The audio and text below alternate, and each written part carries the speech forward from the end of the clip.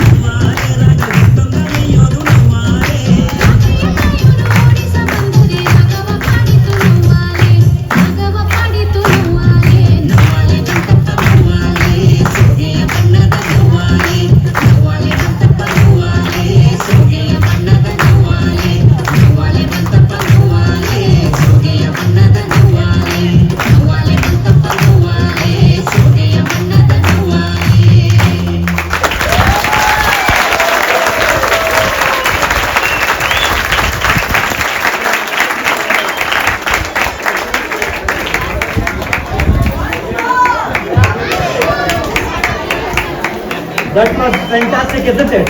Yes. See, after this Navwale, I just thought I will tell you a few points about the Shastra here. Okay? So, see, peacock is called Navilu, but still, here they use the word Navwale, right? Navwale because, is Panchamatra Gati, there has to be 5 matras in each of these words here. Navwale, Bantappa, Bannada, Sogeya. Soge means what? It's color. The various colors of the peacock are called Soge. Right? So the second point is the Adiprasa. If you have observed Adiprasa, the peacock has come here for the fields. When they use Batta, they say Battave Meyudu, Attitta Oditu. Batta, Atta. But when it comes to Ragi, Ragiya Meyuva, Ragava Padi. So the second letter has to be the same.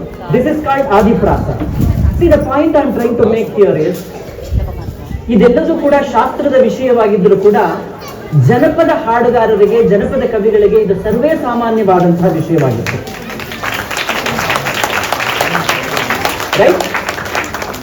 ಅದು ಅಲ್ಲದೆ ಇಲ್ಲಿ ನವಿಲು ಬಂದಿದ್ದೇನಕ್ಕೆ? ಭತ್ತ ತಿನ್ನಕ್ಕೆ, ರಾಗಿ ಮೇಯೋದಕ್ಕೆ. ಅದನ್ನು ರೈತರು ಬಂದಿದ್ದು ಅವನ್ನು ಓಡಿಸಕ್ಕೆ. ಅವುಗಳಲ್ಲಿ ವೈರತ್ವ ಇದ್ರೂ ಕೂಡ ಅದು ಕೂಡ ಇವರಿಗೆ ಹಾಡಿಗೆ, ಗೀತೆಗೆ, ಕವನಕ್ಕೆ ಆಕರವಾಗಿ ಬರತಕ್ಕಂತಹ ವಸ್ತು ಆಗುತ್ತದೆ. ಆದರೆ ಕೊನೆಯಲ್ಲಿ ನೋಡ್ಬೇಕು ನೀವು, ರೈತರು ಆ ನವಿಲನ್ನು ನೋಡುವುದೇ ಆ ತರ ಸರಸ್ವತಿಯ ವಾಹನವಾಗಿ, ಸರಸ್ವತಿಯ ಏರು, ಸರಸ್ವತಿಯ ತೇರು, ಸರಸ್ವತಿಯನ್ನು ಹೊತ್ತು ಜಾಗರವಾಡುವಂತಹ ನವಿಲನ್ನು ಕುಣಿತ. ಸೊ ದ ಒನ್ ಶಾಸ್ತ್ರ ಪಾಯಿಂಟ್ ಇಸ್, ಎನಿ ಶಾಸ್ತ್ರ, ವೆದರ್ ಇಟ್ ಇಸ್ ವೈದ್ಯ, ಡ್ಯಾನ್ಸ್, ಸಾಹಿತ್ಯ, anything, ultimately it has to culminate in the ultimate purpose of life, right? So that is why even if it has come for the bhatta or ragi, ultimately the poet wants to see the navilu, the peacock, as the vahana of Saraswati,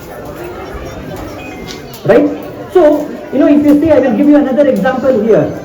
Until the foreigners called it snake and ladder, that Havu Eniyata was referred to as Paramapada here. Paramapada is Unnata Stharada Sthana. That is the meaning, right?